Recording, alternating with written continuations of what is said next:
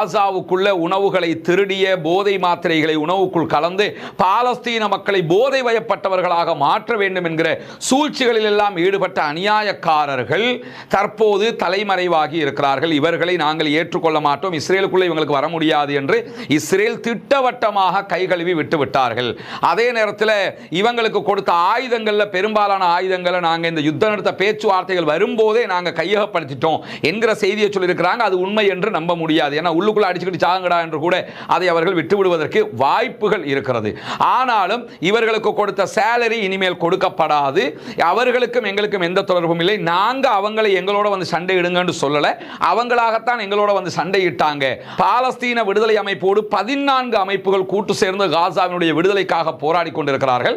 இந்த 14 அமைப்புகள்ல மஹ்மூத் அப்பாஸினுடைய ஃபத்தாஹினுடைய ஆயுத பிரிவும் கூட காசாவுக்குள்ள பாலஸ்தீன காசா அப்பாவிகளுக்காக போராடி கொண்டிருக்கும் போது அவர்களையும் சேர்த்து அழிக்கிற அபூ ஷபாபினுடைய இந்த சூழ்ச்சிகரமான முனாஃபிக்குத்தனமான முயற்சிக்கு மஹ்மூத் அப்பாஸினுடைய குரூப் ஒட்டுமொத்தமாக உதவி செய்திருக்கிறார்கள் என்கிற செய்திகள் கசிந்திருக்கிறது. இதை தாண்டி ஒரு அரபு நாடும் இவனுக்கு தேவையான ஆயுத பயிற்சிகளையும் உதவிகளையும் வழங்கி இருக்கிறது என்கிற செய்திகள் வெளியாகி இருக்கிறது. ஆனால் அது எந்த அரபு நாடு என்கிற தகவல்கள் இதுவரை வெளியிடப்படவில்லை என்கிற செய்திகளோடு லண்டன் உள்ளிட்ட பல நகரங்களில் பல நாடுகளிலையும் பல ஆர்ப்பாட்டங்கள் இன்றைக்கு நடைபெற்றிருக்கிறது. காரணம் என்னன்னா, இந்த சமாதான ஒப்பந்தம் நிலைத்திருக்க வேண்டும், காசாவுக்குள்ள இஸ்ரேல் மீண்டும் தாக்குதல்களை நடத்தக்கூடாது, உடனடியாக காசா அப்பாவிகளுக்கு உணவு மருந்தும் கொடுக்கப்பட வேண்டும் என்கிற கோரிக்கையில் பல நகரங்களிலையும் பல்லாயிரக்கணக்கான மக்கள் திரண்டு இன்றைக்கும் ஆர்ப்பாட்டங்களை நடத்தி கொண்டிருக்கக்கூடிய சூழல்ல திங்கட்கிழமை தான் அபிஷியலாக கைதிகள் பரிமாற்றம் நடைபெற இருக்கிற காரணத்தினால், அதாவது நாளைக்கு ஈவினிங்ல இருந்து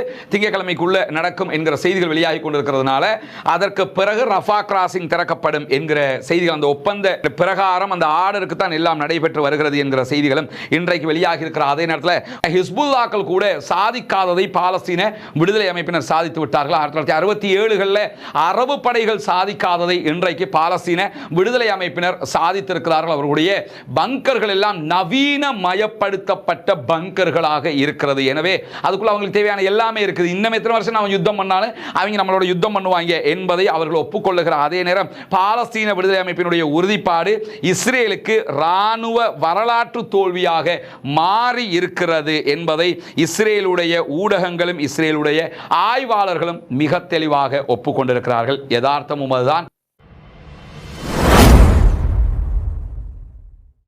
அன்றைக்கினிய சகோதர சகோதரிகளே, நம் அனைவர் மீதும் ஏக இறைவனுடைய அமைதியும் கருணையும் உண்டாகட்டுமாக என்கிற உயரிய பிரார்த்தனைகளோடு பாலஸ்தீனத்தினுடைய காசா பகுதிகள் மீதான இஸ்ரேலிய ஆக்கிரமிப்பு இராணுவத்தினுடைய தாக்குதல்கள் ஆரம்பிக்கப்பட்டு 736வது நாளான இன்றைய நாள் காசாவில் தற்போது சமாதான நிலை காசாவில் தற்போது சமாதான நிலை ஏற்பட்டு முதலாவது நாளாகவும் இருக்கிறது. இன்றைய நாளில் என்னவெல்லாம் நடந்திருக்கிறது, காசாவில் சமாதான ஒப்பந்தம் தொடர்பான நிலைப்பாடுகளும் செயல்பாடுகளும் எப்படியெல்லாம் இருக்கிறது என்கிற செய்திகளைத்தான் இன்னைக்கும் நம்ம பார்க்க இருக்கிறோம்.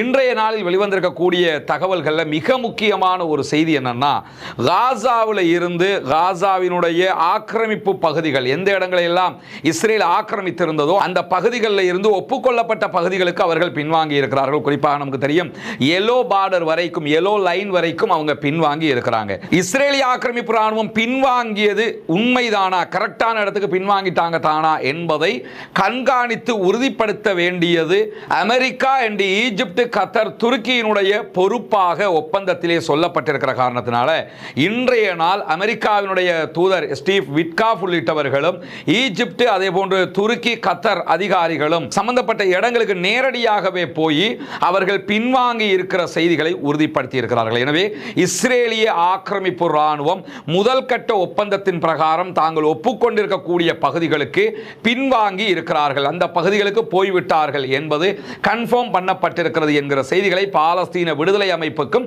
ஊடகங்களுக்கும் கூட அமெரிக்கா உள்ளிட்ட அரபு நாட்டினுடைய இந்த ஒருங்கிணைப்பு குழு தகவலாக சொல்லியிருக்கக்கூடிய செய்திகள் இன்றைக்கு வெளியாகி இருக்கிற அதே நேரத்தில் நமக்கு தெரியும், காசாவில் வார் நடந்துகிட்டு இருக்கும் போது காசாவினுடைய மக்களுக்கு எதிராகவே இஸ்ரேலிடமிருந்து பணம் எடுத்துக்கொண்டு இஸ்ரேலிடமிருந்து ஆயுதங்களை எடுத்துக்கொண்டு பாலஸ்தீன விடுதலை இராணுவத்திற்கு தாக்குதல்களை நடத்தியது.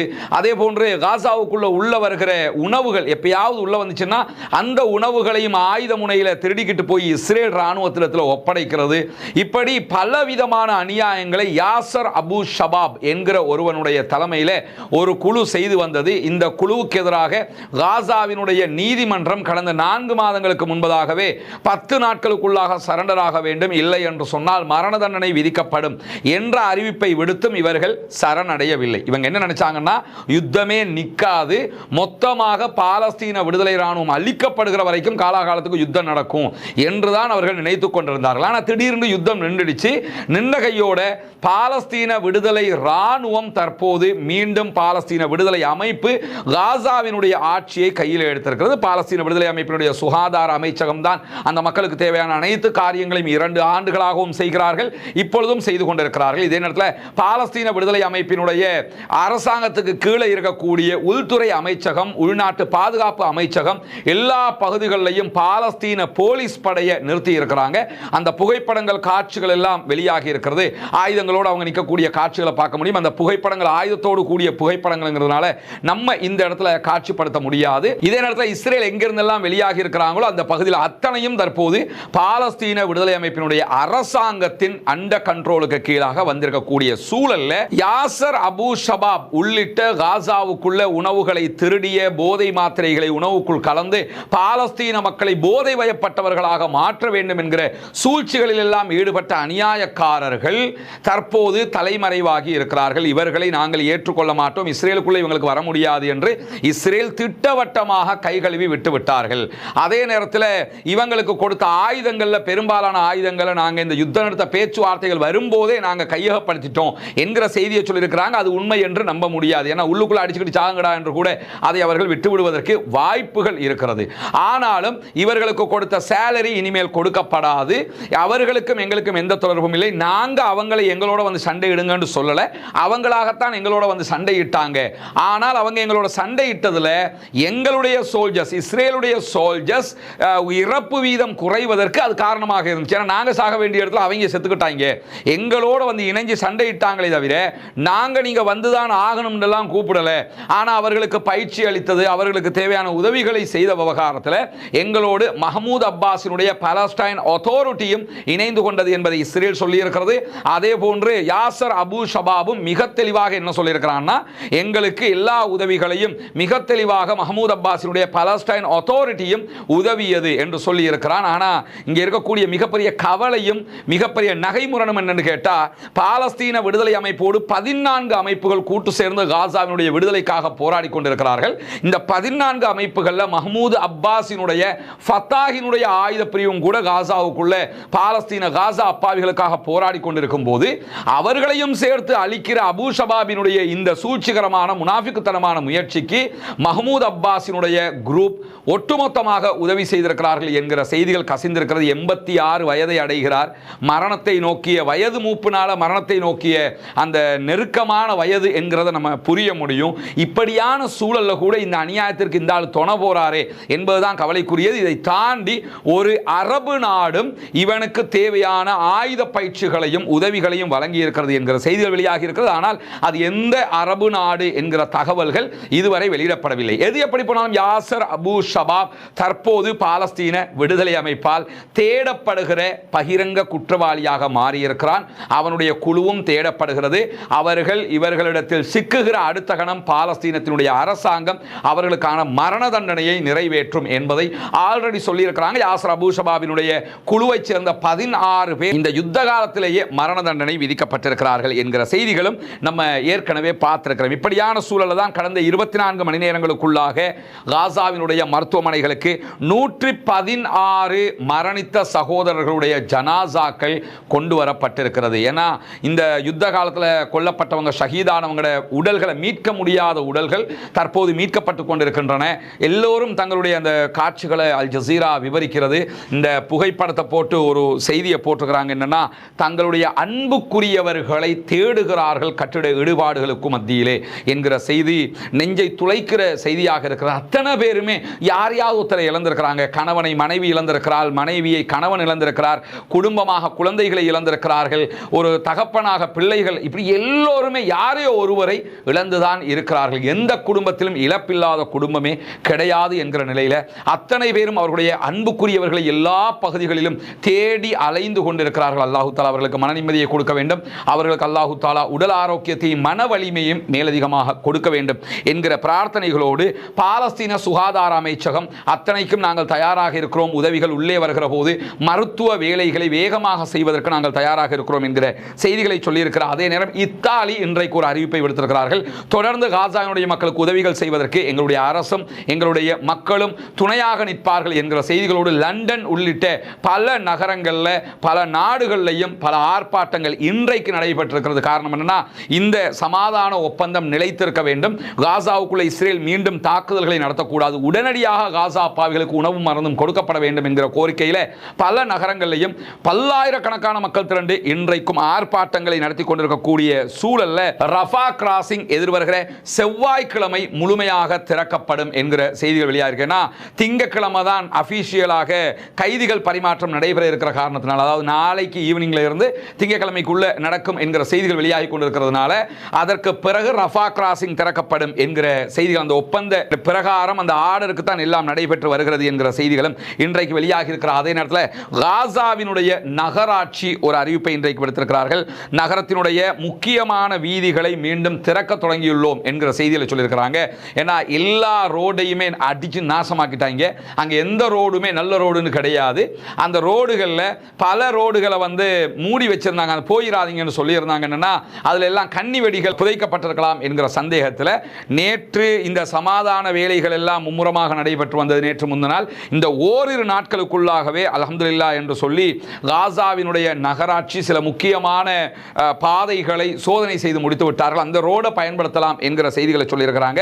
நகராட்சிக்கு உட்பட்ட 85% மேற்பட்ட கனரக வாகனங்கள், நடுத்தர வாகனங்கள் என்று எல்லா வெஹிக்கிள்ஸும் அளிக்கப்பட்டிருக்கிறது இந்த யுத்தத்தில். அவங்கள்ட்ட இப்ப எந்த வெஹிக்கிளும் கிடையாது. வெளிநாடுகள் தருகிற உதவி வாகனங்களை வைத்துத்தான் இந்த வேலைகளை செய்ய வேண்டியிருக்கிறது. நகராட்சியினுடைய சில முக்கியமான வீதிகள் மாத்திரம் தற்போது திறக்கப்படுகிறது என்கிற லிஸ்ட் அவங்க வெளியிட்டிருக்கிறாங்க. அந்த வீதிகளை அவங்க பாலஸ்தீன விடுதலை அமைப்பினுடைய போர்சஸை வச்சு செக் பண்ணிட்டாங்க.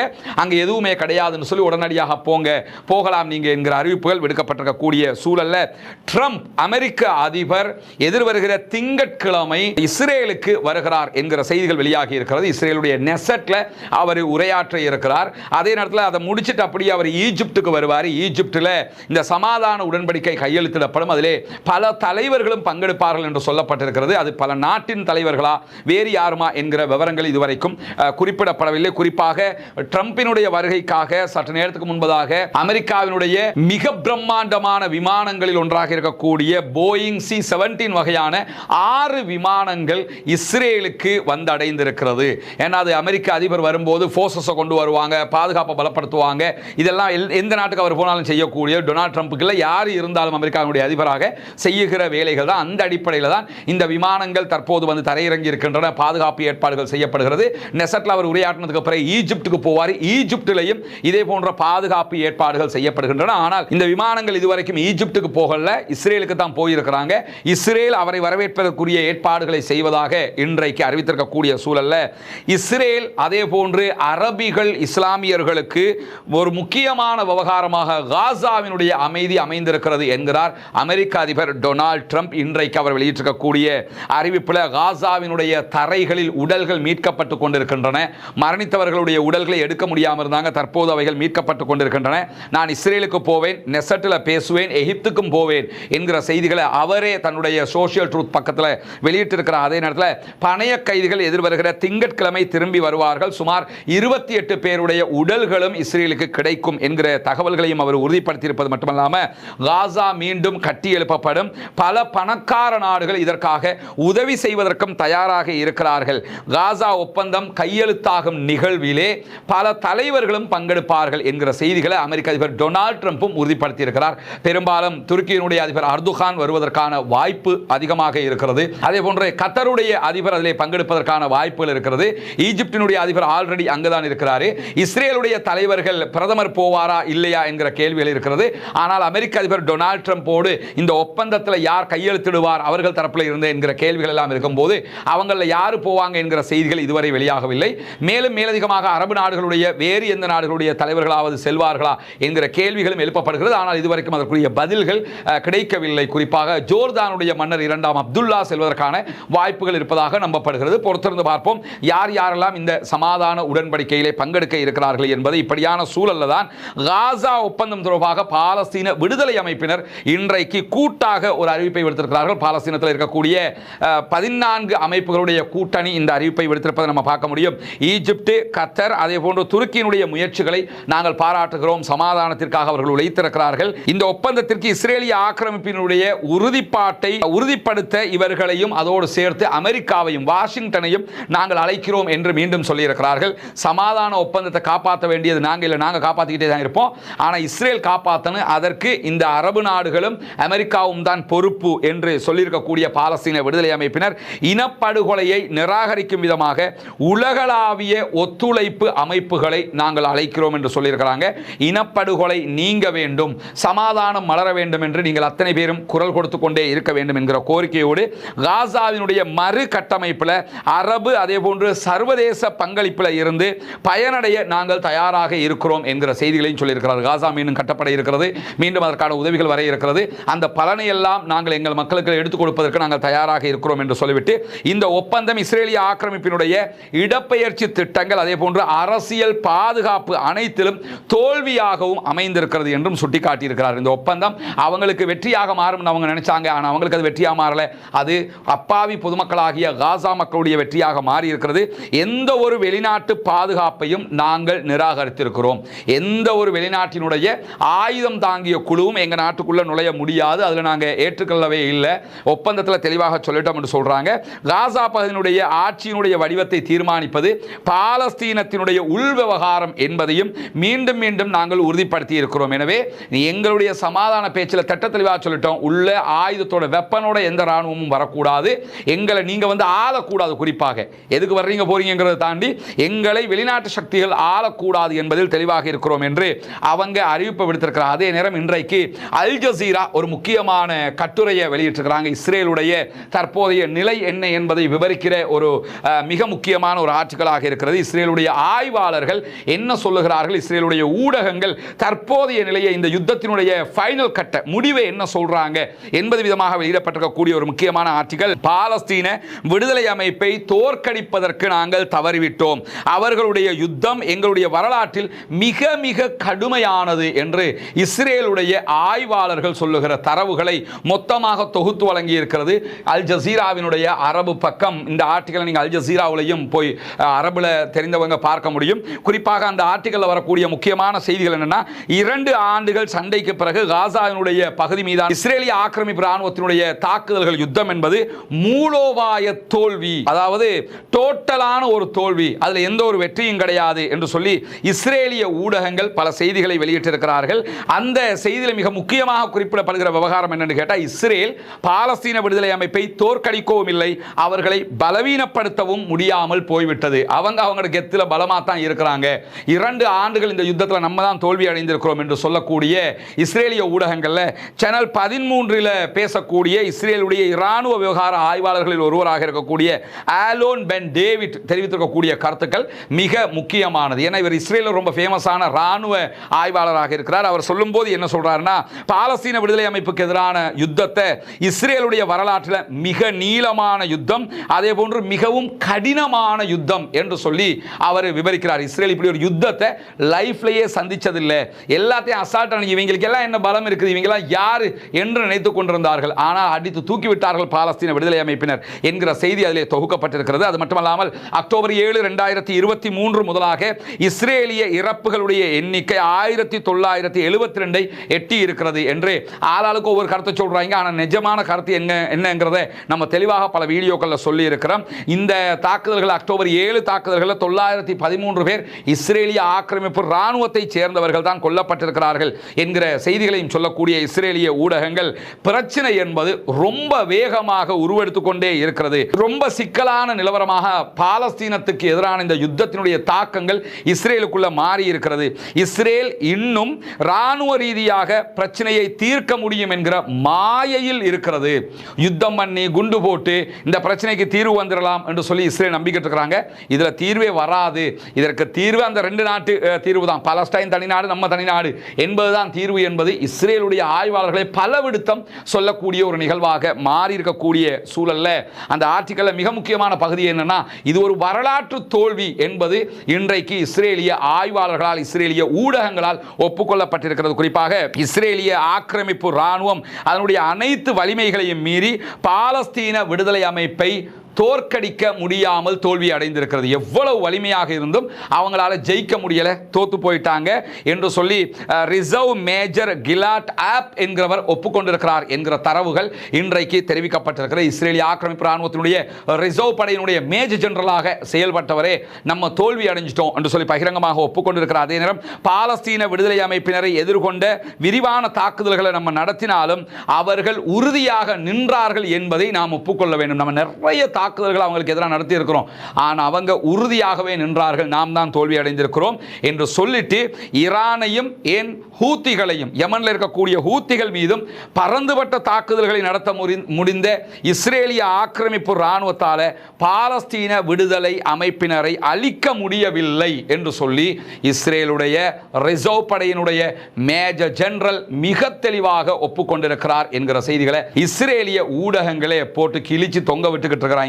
இஸ்ரேலுக்கு எதிராக லெபனானில் இருக்கக்கூடிய ஹெஸ்புல்லாவையும் ஏன் அரபு படைகளும் கூட இஸ்ரேலுடனான கடந்த கால யுத்தங்களில் சாதிக்க தவறியதை பாலஸ்தீன விடுதலை அமைப்பு சாதித்திருக்கிறது என்று அவர்கள் ஒப்புக்கொள்கிறார்கள். ஏன்னா ஹிஸ்புல்லாங்கிறது பாலஸ்தீன விடுதலை அமைப்போட ஒப்புடக்கல, பாலஸ்தீன விடுதலை அமைப்பு பக்கத்திலையும் கூட நிற்கல, அந்த அளவுக்கு பலம் வாய்ந்தவர்கள் ஹிஸ்புல்லாக்கள். ஆனால் ஹிஸ்புல்லாக்கள் கூட சாதிக்காததை பாலஸ்தீன விடுதலை அமைப்பினர் சாதித்து விட்டார்கள். 1967 அரபு படைகள் சாதிக்காததை இன்றைக்கு பாலஸ்தீன விடுதலை அமைப்பினர் சாதித்திருக்கிறார்கள். அவர்களுடைய பங்கர்கள் எல்லாம் நவீன மயப்படுத்தப்பட்ட பங்கர்களாக இருக்கிறது. எனவே அதுக்குள்ள அவங்களுக்கு தேவையான எல்லாமே இருக்குது. இன்னும் எத்தனை வருஷம் நம்ம யுத்தம் பண்ணாலும் அவங்க நம்மளோட யுத்தம் பண்ணுவாங்க என்பதை அவர்கள் ஒப்புக்கொள்ளுகிறார். அதே நேரம் பாலஸ்தீன விடுதலை அமைப்பினுடைய உறுதிப்பாடு இஸ்ரேலுக்கு இராணுவ வரலாற்று தோல்வியாக மாறி இருக்கிறது என்பதை இஸ்ரேலுடைய ஊடகங்களும் இஸ்ரேலுடைய ஆய்வாளர்களும் மிக தெளிவாக ஒப்புக்கொண்டிருக்கிறார்கள். யதார்த்தமும் அதுதான். ஈரானோடு இஸ்ரேல் சண்டையிட்டது, அதே போன்று ஹூத்திகளோடு சண்டையிட்டது, ஏன் லெபனானில் இருக்கிற ஹிஸ்புல்லாக்கள் மேலே தாக்குதல்களை நடத்தினாங்க. இதையெல்லாம் செய்த இஸ்ரேலால் பாலஸ்தீன விடுதலை அமைப்பை ஜெயிக்க முடியவில்லை, வெல்ல முடியவில்லை, தோல்விக்கு மேல் தோல்வியை சந்தித்திருக்கிறார்கள் என்பது யதார்த்தமாக மாறி இருக்கிறது. இப்போதானே ஆரம்பிச்சிருக்குது, இன்னும் நிறைய இருக்குது, வெயிட் அண்ட் சி என்று சொல்ற மாதிரி.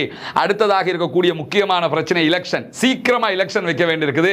நெத்தன்யாவுக்கு பிபி ஊதுவாங்கிறது திட்ட தெளிவாக தெரியுது.